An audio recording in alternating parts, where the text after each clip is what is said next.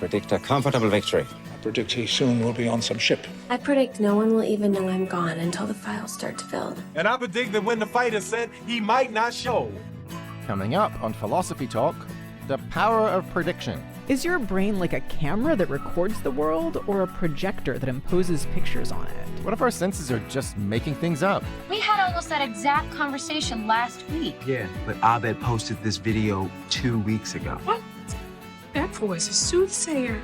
How much do your expectations affect what you see? I know what you're gonna say. You watch my movies on the website. He's a witch! Get him! No, I'm not a witch. I'm a student of human character. I know you guys also, well, I can predict your behavior. I don't like the tagline, perception is controlled hallucination. Our guest is Andy Clark, author of The Experience Machine. I rather prefer the idea that hallucination is uncontrolled perception. The power of prediction. Coming up on Philosophy Talk.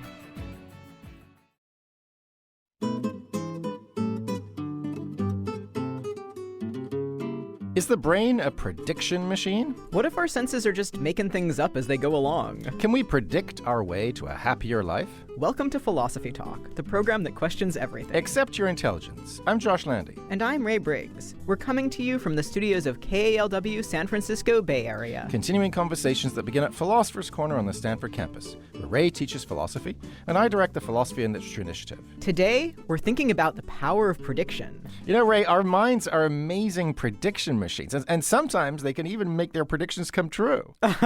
What are you, Josh? Some kind of believer in, like, The Secret?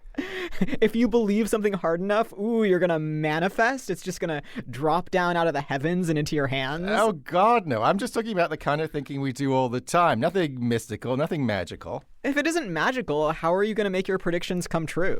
Well, imagine you're a little thirsty and there's a nice, glass of lemonade in front of you. You imagine reaching your hand out and grabbing the glass. You predict the way it's gonna feel when you bring it to your face and take a sip. Then you do it. You make your prediction come true.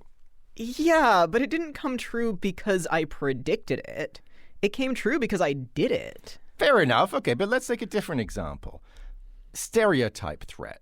So women, for example, often get told they're no good at mathematics. And unfortunately, some of them internalize that prejudice. And guess what? As a result, they do worse at math. So if you predict you're going to do poorly, you do worse. If you predict you're going to do well, you do better. Yeah, okay, that is pretty worrying. It kind of sounds like prediction is a dangerous thing. So maybe we should just ditch all of our faulty predictions and stick with the data. But those data are affected by our predictions. Like, if you did a study of U.S. mathematicians in 1980, you'd find there were very few women in the field. And that was because people thought women couldn't be mathematicians. In other words, bad predictions. So the predictions skewed the data. Okay, but there are other ways of gathering more data. Let's go back to your example of mathematicians in the 1980s. Over in Eastern Europe, there were just tons of female mathematicians, and they were doing good work. If people only bothered to look at all of the evidence, they'd have to adjust their expectations. Maybe, but, even the evidence of your senses isn't entirely immune to the power of prediction. Oh, come on. Surely I can trust what I see with my own eyes. Seeing is believing, right? No, seeing is predicting. And so is hearing. Listen to this clip of somebody saying green needle.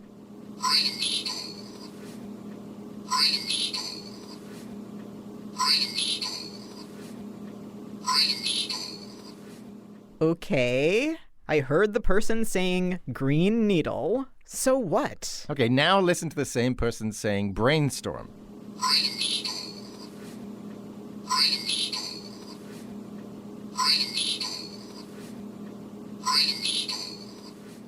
Yes, I heard them saying brainstorm, too. What is your point? Well, my point is, those were exactly the same clip. But you heard it differently each time because you were expecting different things. That shows that whenever you sense something, you're really just predicting. Well, wait a minute. Sometimes, sure, I make mistakes because of my predictions. But those are weird cases. I mean, when's the last time somebody said green needle or brainstorm to you in a distorted voice in a situation where there's literally no context to guide you? Yeah, that's true. There's usually more context, but context is exactly what we use to make our predictions. Everything's prediction, Ray. No, that just cannot be right.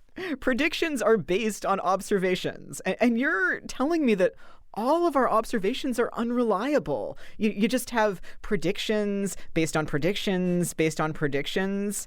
How are you ever going to be able to even find your glass of lemonade? You're going to die of thirst, all thanks to your terrible theory. Well, I predict that our guest will change your mind. It's Andy Clark, professor of cognitive philosophy at the University of Sussex. But first, we sent our roving philosophical reporter, Sarah Lai Sterland, to talk to neuroscientists who have been using the predictive brain in their research on some long-standing problems. She files this report.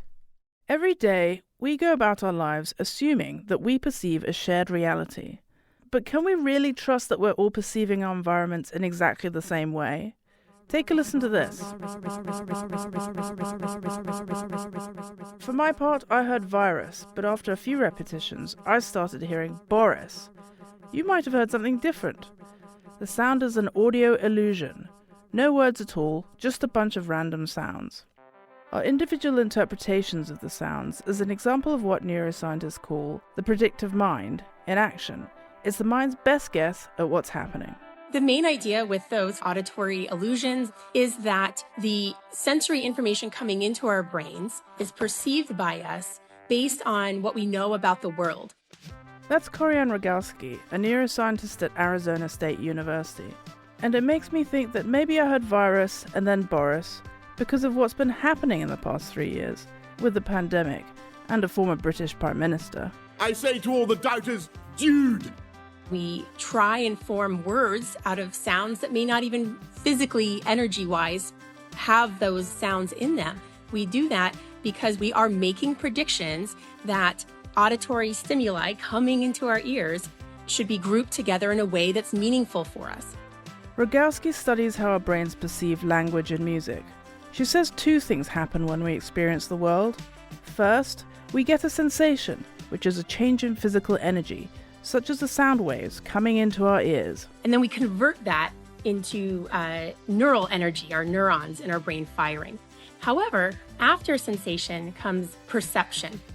But that perception is highly dependent on previous experience and rules that our brain has built about the way the world works, and our conscious and unconscious expectations about how the world is organized and how it works.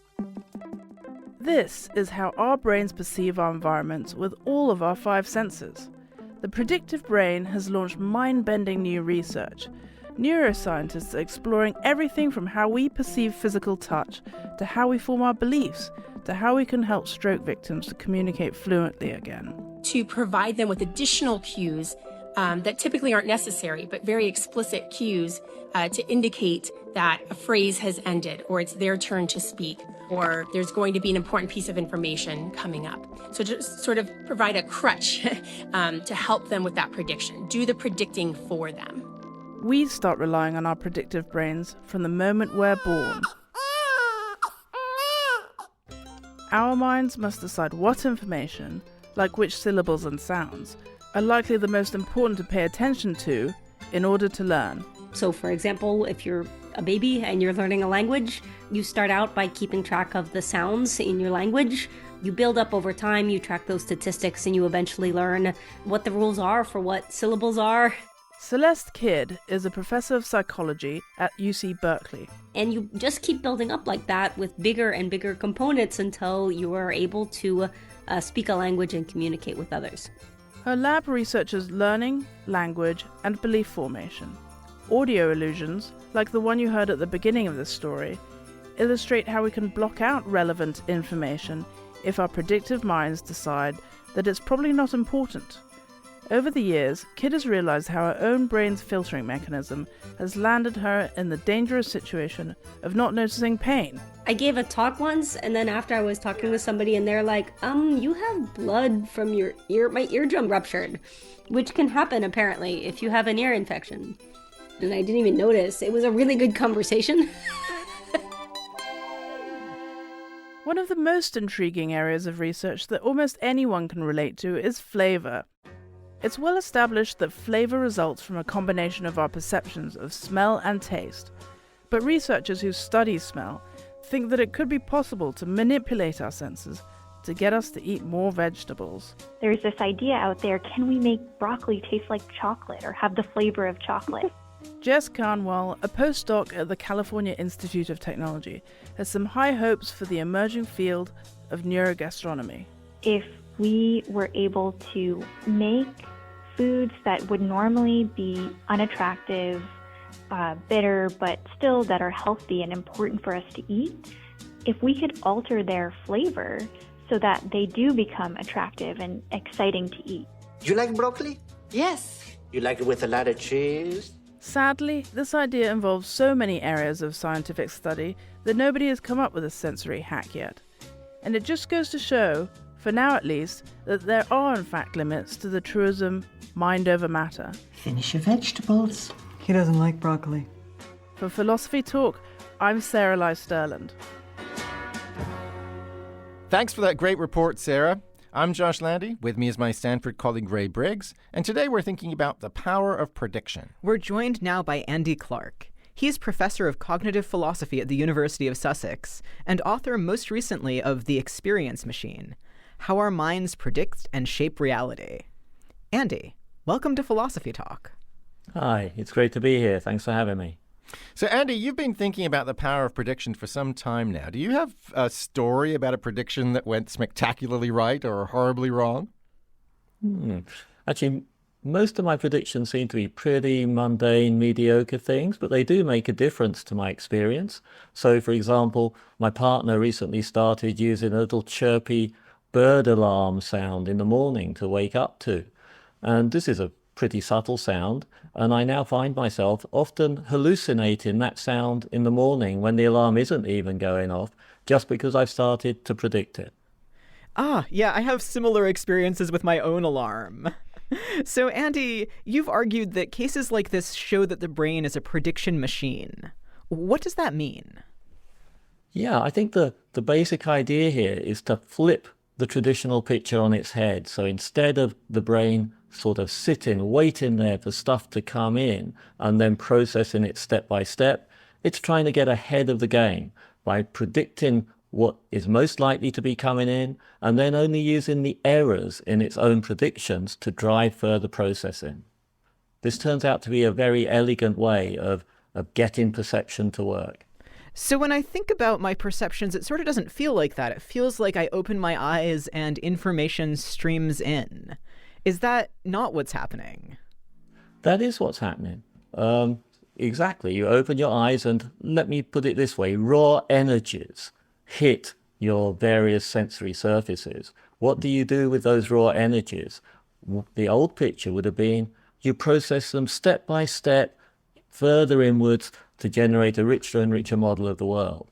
On this picture, you try to predict that impingement, and then the errors in that prediction move further and further inward. So sensory information is kind of replaced by prediction error, but still it's real stuff coming in from the world, and it's helping you stay in touch.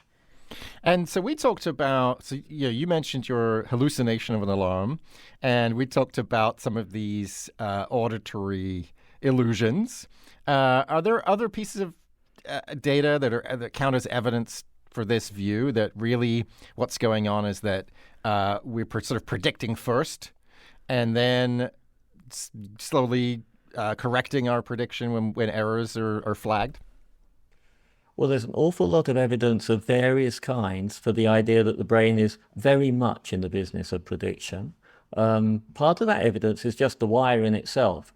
There's a huge amount of wiring that is carrying information from deep in the brain towards the sensory peripheries. So there's a kind of puzzle in there. What's all that wiring doing? There's also a puzzle about just the brain's own ongoing activity. It's a hugely expensive piece of metabolic kit that is whirring and grinding and buzzing. And it looks like what all that expense is mostly about is maintaining the model that is being used to make the predictions moment by moment. Of course, then you can go to all the existing psych experiments involving priming and emission-related responses and so on, and they all now fall neatly into place. Would it be less expensive if I did less predicting? Less expensive if you did less predicting is a nice thought. I think the answer is no, but but there is a sort of trade-off in expense. You're trading the expense of a nice model to make predictions against the expense of trying to do more and more with the raw sensory input. But I think it's fairly clear that we can't really do that much with raw sensory input. You know, what is it in those impinging energies that specifies cat? You need to add a lot of experience with cats before that works. You're listening to Philosophy Talk. Today we're thinking about the power of prediction with Andy Clark from the University of Sussex. Have you ever made a self-fulfilling prophecy? Did it make you feel good about your ability to control your destiny? Or did it freak you out to know how much we're controlled by our weird brains? Seeing the future and seeing what's right in front of you, along with your comments and questions when Philosophy Talk continues.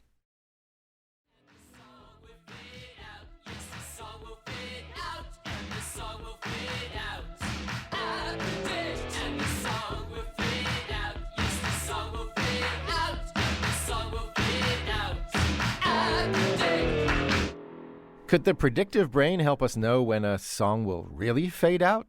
I'm Josh Landy, and this is Philosophy Talk, the program that questions everything. Except your intelligence. I'm Ray Briggs, and we're thinking about the power of prediction with Andy Clark, author of The Experience Machine. We predict that you've got questions about today's topic, so email us at comments@philosophytalk.org or comment on our website. And while you're there, you can also become a subscriber and dive into our library of more than 500 episodes. So Andy, earlier you were telling us that the mind is constantly making predictions, and you gave us a bunch of examples. But exactly how much of human experience does this theory about prediction actually explain? I want to go the whole hog here and say everything. Everything about human experience is informed by the brain's activity as a prediction machine. So everything we see, touch, taste, feel, imagine, fear, all of that. Even action? Even action. So action on these stories turns out to be a kind of self-fulfilling prophecy. It's the very idea of the action that brings the action about. And this works because it's a sort of efficient way of doing motor control. Okay, so how does this work? Walk me through this. Josh wants a delicious glass of ice-cold lemonade, and it's sitting there on the table in front of him. So what does he need to predict in order to reach out and grab the lemonade? So what has happened there is that over time, the brain has learned a model of the relations between movement commands and perceptions. And what it predicts is the trajectory of sensory motor perceptions that would arise if that action was being performed. Because the action's not being performed, there are prediction errors that are then generated, and those errors actually act like little motor commands, slowly bringing the body into line. So you predict the shape of the reach, and then you get rid of the errors because the reach wasn't actually happening by making it happen. Hence a self-fulfilling prophecy tagline. So in order to reach his hand out and have it describe the right trajectory, he needs to model what that trajectory is supposed to be and then predict it. And then if he gets off course, he can adjust. But what about his decision to reach for the glass of lemonade in the first place rather than say the glass of water that's sitting next to it? Is that informed by prediction too? I want to say yes, but you're, of course, pushing towards the metaphysical boundaries of our understanding here, I think, because the only thing you can really say about that is that moment by moment predictions arise because of all of our past experience and wherever our brain started from. And when you throw all that into the pot, you find that you've got a system that is making predictions. Some of those predictions are driving actions. Some of them are driving perceptions. But if you ask where they came from, there's not much more to say than, well, look, we're a self-organizing system that started somewhere, was hit with a lot of stuff, and this is what we became. Yeah, that seems fair. I'm very curious about the places where you go all in. Ray and I have read your book. It's super interesting, and there's tons of it that I'm very excited by and persuaded by. But the action things, as you say, you're kind of sort of gambling on a rather strong hypothesis that you put it as we are pulled along by our highly predicted future states. And, you might think that you're in control, and you want to become a better surfer, for example. It's an example you give, and so you seek out the actions that will help you achieve that. But in reality, you're being drawn along by your own predictions. And the worry I have there is, well, what if I'm in the presence of a potential danger? So, for example, there's something hot, like the stove is on, right? And my brain predicts that if I touch the stove, it will hurt.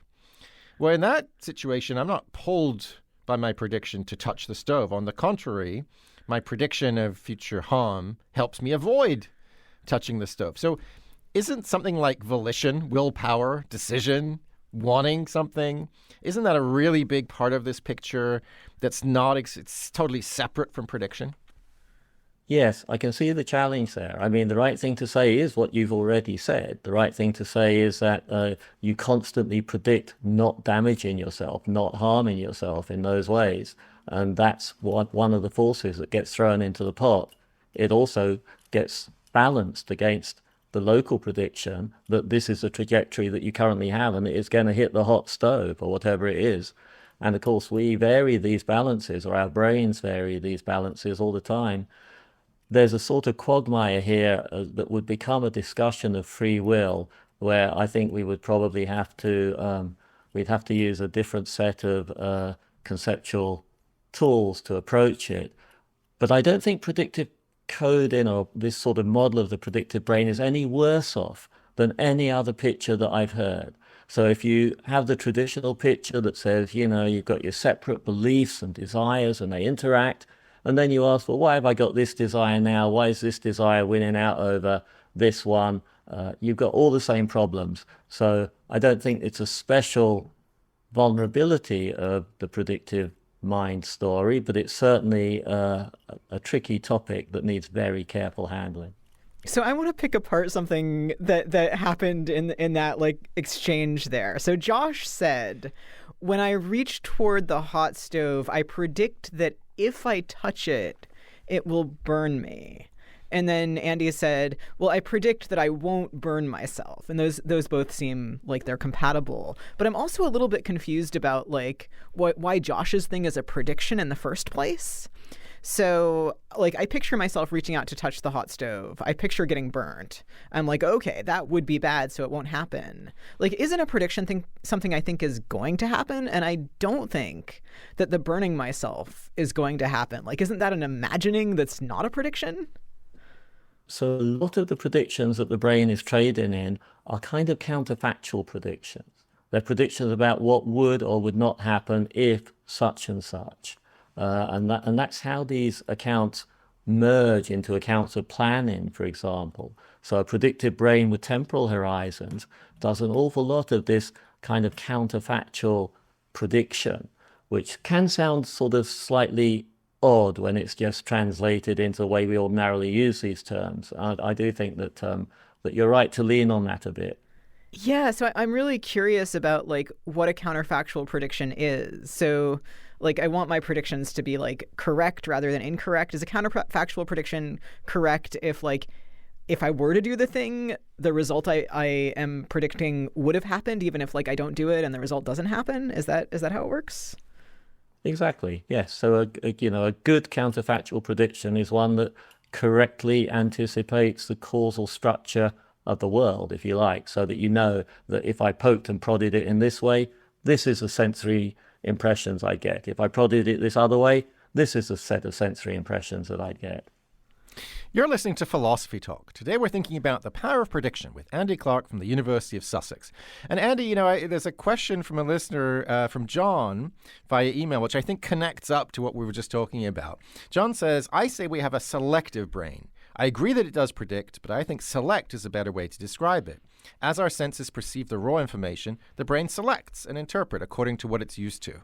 So what about that, reframing? Should we really say we're predicting, or is selecting better? Yeah, I don't think that prediction and selection are exactly exclusive options here. It's just that selection under these accounts needs to be reconceived as something like a competition between different predictions.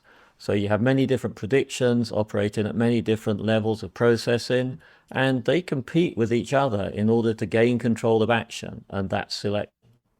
Okay, so I have a really flat-footed question for you, for which I'm going to apologize in advance. But if I understand the picture correctly, you start out with a prediction.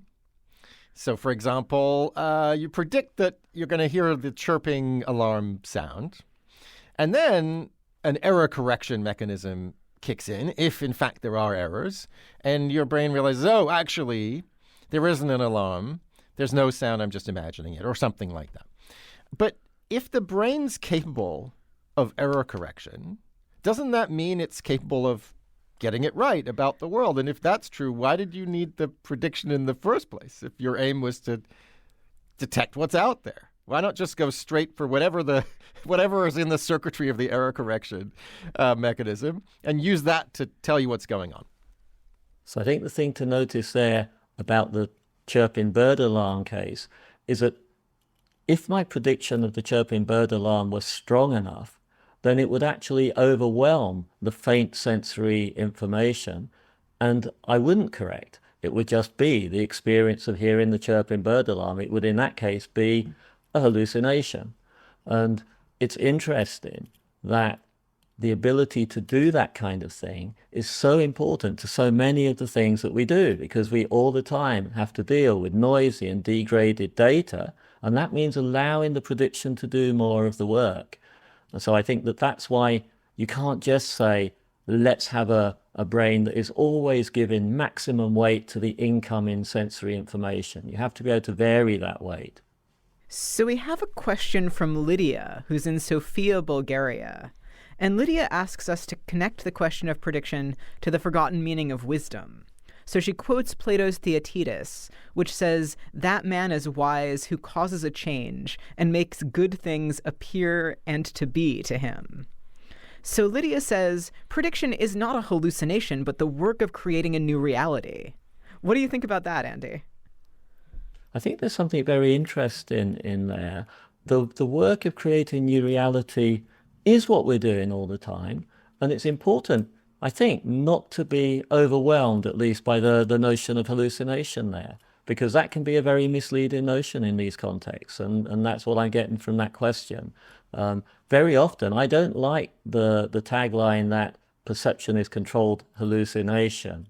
I rather prefer the idea that hallucination is uncontrolled perception, and I think that kind of puts the boot on the right foot, as it were. Says normally we're in good contact with the world, and it's only when these things go wrong that we suffer from hallucination.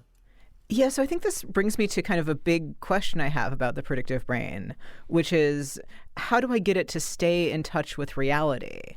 So if I make predictions and then my perceptions are partly based on those predictions, and I feed those perceptions back into new predictions that I use for my new perceptions, like, what's to prevent me from kind of going off the rails? Yeah, well, the sad thing is that, of course, we humans do very often go off the rails. We can enter into delusional states that feed themselves by helping generate the perceptual experiences that the higher level delusions predict, and that then seems like evidence for the higher level delusions, and we get locked into these vicious cycles. There are also these vicious cycles of low self-expectation that Josh was talking about at the beginning as well. If the question there really is what can we do to try to sort of avoid those cases, I'm afraid that it's mostly down to what your brain is doing, and so there's not very much that we as individuals can do there. The good news is that most brains, most of the time, are rather good at striking a balance between predictions and the incoming sensory information. That's one of the things I love about this position the most, is this idea of a balance, right? That it's not all prediction and it's not all error correction, but it's a balance, and each has its own contribution to make. So paying attention to the details, to sensation, that's really important because it prevents us from getting locked in prejudices, in stereotypes, in fantasies, hallucinations. But also, as you were saying a moment ago, don't discount the power of prediction. You know, if it's a little bit hard to make out what you're hearing on the radio, well, your predictive brain can help you figure out what's in there. So I'm sort of curious, What are the gains and losses from each balance? Can we tweak the balance? I think, there's that lovely Borges story, Funes the Memorious, about a character who's cursed with being unable to forget anything. He notices everything, remembers everything, and he can't see the forest for the trees, right? So it's clear, too much just raw sensation would be overwhelming. So how do we strike the right balance? And can we vary the balance? Yeah, we can certainly vary the balance. The right balance, of course, is just a balance that is useful for doing the kinds of things that you're currently trying to do. And I think it's going to vary moment by moment and case by case, and probably person by person, because different human individuals probably have different native tendencies to balance incoming sensory information against predictions. So, some of the accounts of autism spectrum condition invoke a difference in that balance, whereby sensory information is enhanced. And enhanced sensory information can sometimes be an advantage and sometimes a disadvantage. So it's all about the situation you're in and the task that you're trying to perform. Even cases where there's no degraded information, like hearing what I'm saying now, you're hearing gaps between my words, but those gaps are being inserted by your brain where it predicts the word boundaries to be. So that's not really about degraded information, but it's a useful tweak. We have another kind of skeptical email from Mark in Aptos, California. So Mark asks, what if much of human intelligence is also just a sophisticated kind of autocomplete, like GPT-4? What impact would this have on some of the more renowned philosophical stances on human intelligence, consciousness, sentience, sapience, and thinking generally? So, little question. Yeah, that's a lovely question. The notion of an autocomplete here might be the right place to begin, because an autocomplete is a very sort of low-level way of proceeding. It's just taken the most likely next successor element from a very simple kind of array. Now suppose that what you're doing is a kind of intelligent autocomplete operation, where you've got a rich world model that is trying to predict level by level, all the way down to something basic you've been given. Maybe it's a word or a letter or something. Then you've got something that looks much more like understanding or intelligence. And so I think it's not right to think that this is a sort of autocomplete model of human cognition, but it is right to think that it's a multi-level predictive model. You're listening to Philosophy Talk. Today we're thinking about the predictive brain with Andy Clark, author of The Experience Machine. How do we harness the power of prediction to our advantage? Could we use it to correct mistakes instead of just generating them? Can we predict our way to a better life? The future of predicting the future. Plus, commentary from Ian Scholes, the 60-second philosopher, when Philosophy Talk continues.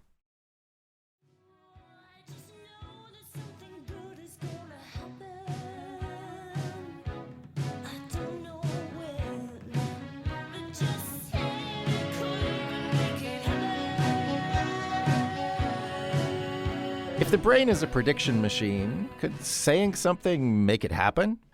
I'm Josh Landy, and this is Philosophy Talk, the program that questions everything. Except your intelligence. I'm Ray Briggs. Our guest is Andy Clark from the University of Sussex, and we're thinking about the power of prediction. And we have an email from Tom. Tom says, perhaps the predictive brain plays a role in the placebo effect and alternative medicine. What do you think, Andy? Yes, I think it really does. I think that the placebo effect is one of the effects which draws attention somehow to something that's really important about the predictive brain, which is the expectations that engage relief in the placebo effect are multi-level expectations. Many of them are unconscious. And so you can even give people what are called honest placebos. You tell them that this is a placebo, it's an inactive substance. They believe that, they understand it. But if it's presented in the right packaging by people wearing the right kind of clothes, very often you'll get the placebo effect there too. And I think that's drawing attention to the fact that our conscious predictions and expectations are just the tip of the iceberg here. So that sounds kind of convenient. Like the placebo effect is a way to predict something good and then like actually make it happen because of your predictions, that you're going to get better from your illness because you've taken this pill or whatever. Is that how we should think of the predictive brain, as something that could be advantageous? I think definitely. There are many, many ways to leverage the predictive brain model to our advantage. Even in the ballpark of placebo effects, a very interesting thing is that you can train much more specific reactions. So there is an anti-Parkinson's drug called apomorphine, and if you give people a few doses of that and then a placebo, they can get the apomorphine type response. But if they haven't been trained on the real drug, their body can't do it. So you're sort of training the body to be able to make rather more specific predictions that can then bring about the right effects. I mean, that's extraordinary. So the body is actually producing the chemicals itself. It's synthesizing the chemicals that were being given to it by the drug. Exactly, in that particular case. I mean, there's no claim here that that could be the case for every possible drug, but for some reason, for that one, that seems to work. So I'm also thinking about like ways that people use environmental cues to sort of remind them how to regulate their bodies. Even something like studying for an exam in the same kind of environment that you're going to take the exam in seems like it might be explained by the predictive brain. Do you think that's right?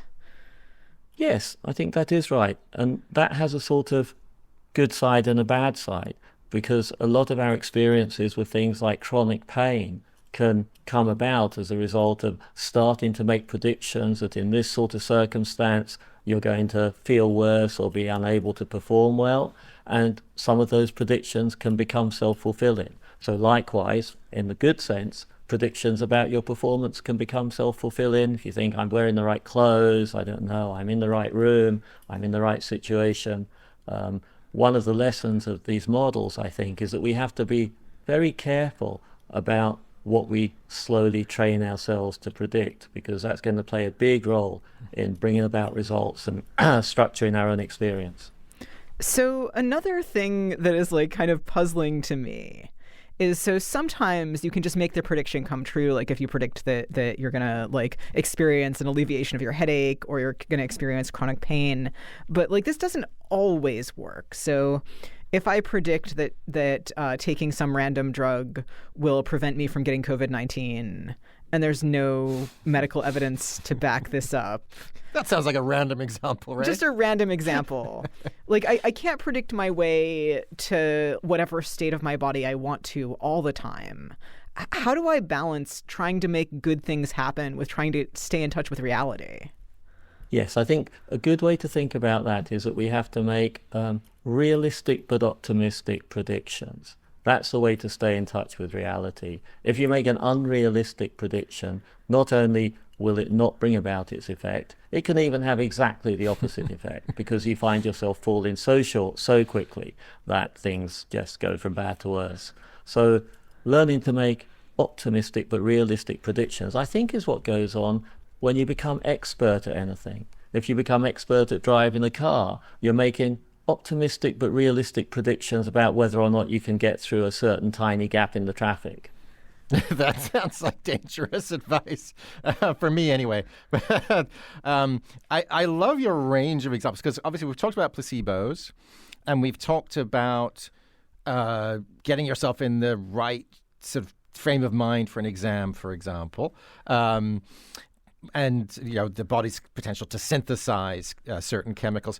What about self-affirmation? What about, you know, the old Stuart Smalley thing, looking in the mirror, telling yourself you're good enough, you're smart enough, and doggone it, people like you? Does that work too?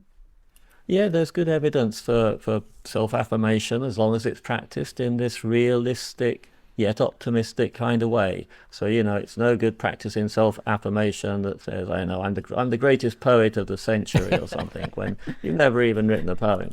But self-affirmation that says, you know, I'm perfectly capable of doing these things. People like me do these things successfully. I can do this successfully. There's very good evidence that systematic applications of training in self-affirmation can kind of change the performance of minority groups, for example, in standardized tests. So I think self-affirmation is something that we should learn to practice. And again, we need to practice it wisely. So like with all of these hacks, I think there's a there's a very delicate balance between the power of prediction to pull you along and the need to have the predictions be grounded in a model which is actually a good model, therefore a realistic one. So I want to ask about something that's kind of tangentially related, which is the value of surprise. So sometimes it's really good for me to run into information that violates my predictions. And it's sort of how I learn. If I'm always trying to make predictions with my predictive brain, why should I seek out surprise? Like, is it a good thing for me to seek out surprise, and why? Yes, that actually leads to one of the, to my mind at least, most interesting dimensions of the predictive brain, which is that predictive brains are automatically information foraging brains. They kind of love to drive the whole organism to get more information so that it can reduce errors in prediction better in the future. And so one of the reasons I think that we engage in a lot of the exploratory behavior we do is because we kind of estimate that that's a good way of minimizing future prediction error, as they say. That's super interesting. It actually brings me, I hope you'll forgive me, I'm a literature person, so I can't help asking a question about literature in all of this, because works of sophisticated, ambitious, interesting literature very often violate our expectations in different kinds of ways. So, for example, the character you thought was great turns out to be monstrous, or this thing that looked like a comedy is actually a tragedy. And these are very powerful effects, and we very often praise works of literature for producing these effects on us. Is that doing some kind of work for our brains, these predictive machines? Are we getting fine-tuned or something like that? Does literature have any role to play here?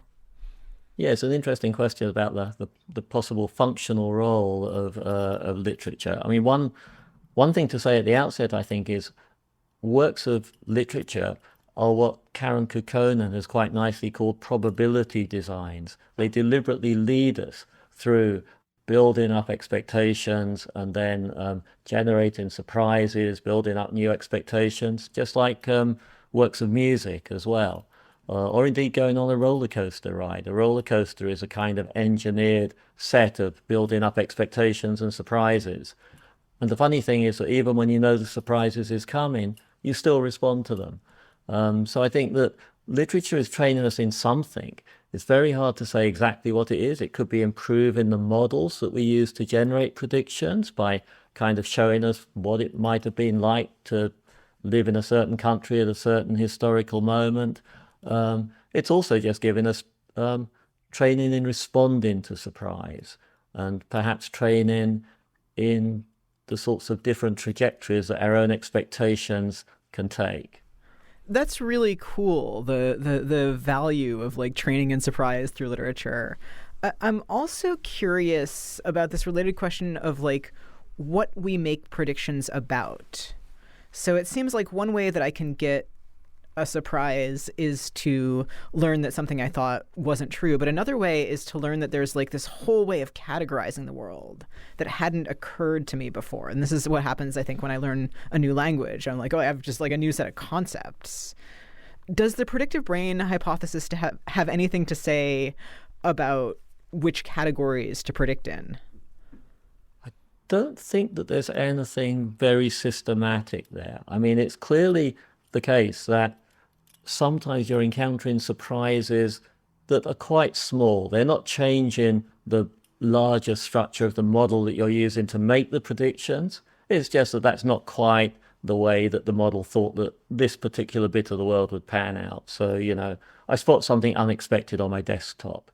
There's a different kind of surprise that I could get if my desk started behaving in ways I've never seen a desk behave before. I don't know, it starts levitating, or every time I move my hand towards it, it behaves oddly as if in some kind of virtual reality. There I'd have to start to revise the higher level bits of the model that I'm bringing to bear. And I think that's a very important thing to do. I think we use art and literature and science to challenge our own existing models so as to generate those kinds of particularly beneficial surprise. But I don't think that there's a well worked out account yet that shows how it is that that we're actually able to deliberately construct these environments that challenge us in these very interesting ways. It's actually something I'm working on at the moment. Andy, we're almost at the end of our show. Is there one small piece of advice you'd have for our listeners, how to make the rest of their day a better one, harnessing the power of the predictive brain? Yeah, have optimistic but realistic expectations about the shape of the rest of your day. Don't expect to get everything done that you would like to have got done today, but just maybe a little bit more than you might otherwise fall into. That's great advice. Andy, it's been a great conversation, and I predict we'll be thinking about it for a good long time. Thank you so much for joining us today. Thank you. I really enjoyed the conversation, and thanks to everyone that sent things in too. Our guest has been Andy Clark, Professor of Cognitive Philosophy at the University of Sussex and author of The Experience Machine, How Our Minds Predict and Shape Reality. So, Ray, what are you thinking now? Well, I am ready to be optimistic yet realistic. I think I'm a little bit unsure how to figure out what's realistic and whether I should be optimistic when I'm figuring that out. But once I've got that, I'm gonna go forth and apply Andy's advice. It's brilliant advice. I mean, you think about the power of placebos, even placebos that are labeled placebo. I mean, we really do have more control, or at least our brains, parts of our brains, our unconscious brains, have more control than we know, or that we have known. But we'll put links to everything we mentioned today on our website, philosophytalk.org, where you can also become a subscriber and gain access to our library of more than 500 episodes. And if you have a question that wasn't addressed in today's show, we'd love to hear from you. Send it to us at comments@philosophytalk.org, and we may feature it on the blog. Now, a man so fast you don't know where he'll be next. It's Ian Scholes, the 60-second philosopher. Ian Scholes. Used to be we'd make maps in our head, and then we'd just remember the way to Grandma's house, or we'd give the ponies their head, and then it'd make us when we got there. Used to love the maps, though. Glove boxes crammed with them. But car share drivers don't read maps. The smartphones do that. Ancient maps used to show where dragons were. Avoid that. Then mathematics made for cartography on steroids. We could calculate by the light of the moon where we were in the world. Thanks to the speed of light, we learned that many stars have been dead for thousands of years. We learned too much. So why leave the house? It was supposed to get easier. Because along the way, we got eyeglasses and motor cars and ships and planes and rocket ships and telescopes and microscopes, concrete methods of telling us just how long it would take to never arrive at the end of the universe if our behavior was predicated on predictions. Leaving the house became safer all the time. Predictions became data analysis, giving rise to the insurance business. If there was a travel-related death, your loved ones cashed in, giving rise to true crime programs and insurance conglomerates. As insurance got bigger, so did the world, at both ends of the spectrum. Planets proliferated, and quanta got smaller, until you realize, if you look at it, it's not what you're looking at. And if it is what you're seeing, you don't know where it is. That's the Heisenberg uncertainty principle. Don't blame yourself. It's a quanta. It's Chinatown, Jake. Just walk away. That's how the 20th century began. And the old empires began falling apart, making the maps useless. What map to follow in the new world we're destroying? And we had brand new concepts to predict the way, marked by Darwin, Freud, Marx, Hitler, Einstein, Henry Ford, existentialism, Hollywood, internet, and beyond. All this may indicate that the old hippie shout, "What is reality?" remains unanswered for a reason. Our vision of reality is based on experience. And true crime shows tell us what eyewitness testimony is worth. Something as simple as a car, for instance, entered into the database of our inner self, can give us anything from a Buick to a Tesla, to a Boulder and Log steamroller convertible with Fred Flintstone driving, not to mention bumper cars, which can trigger undue amounts of nostalgia for mild whiplash, and carnivals, which are also as dead as distant suns. How does that all help us make the left turn at Albuquerque? They're also recently pretty much stopped going out to movies. They were the realest thing on Earth for 100 years, even though they were just a bunch of photographs strung together. Video, DVD, streaming. We may still be transported, but we're not going anywhere. AI, 3D environments, fake news, no reason to leave the house, much less cross the street. This year, a spy balloon was shot from the sky, and a spy drone knocked down. Proof that the 21st century has new ways to map the world and help us make our way, but also new takedowns, making sure that maps will always be controlled by those in power. Perception is a mixed bag. Sometimes you learn things, sometimes things are not meant to be seen. But how do you know it's forbidden until you do it? And it goes back to Adam and Eve. The forbidden fruit gave knowledge, but not about the world east of Eden. Adam and Eve had to draw their own maps, which we're still doing. Now we're living in a map as big as the world, and yet we're lost. We've forgotten how to read the signs, and nobody's left to teach us. We flip coins for directions. We buy Bitcoin and try to flip it. We are dug so deep into our world, we don't know what we're seeing, and we don't know what is doing the seeing. So as I understand it, and of course, understanding is really anybody's guess. We don't actually know what we're doing or where we're going if we leave the house. It's all guesswork, playing hunches, placing bets, hoping our legs work the way we remember them. On the other hand, global warming might kill us because we don't recognize the signs, but we still know a dragon if we see one. If we ever find ourselves in dragon country, I gotta go.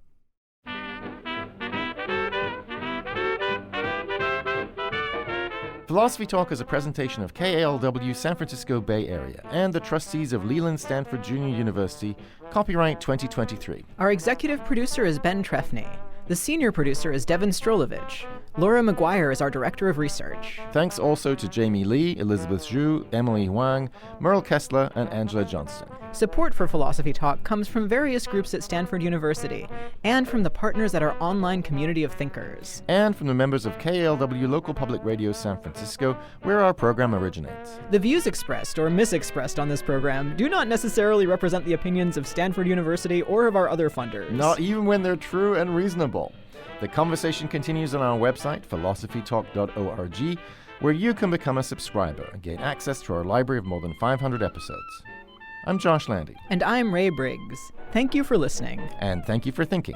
We think that is a fair and a wise guy for rule to be guided by. What is reality? And we're not afraid of it, are we? Eat it! You bet.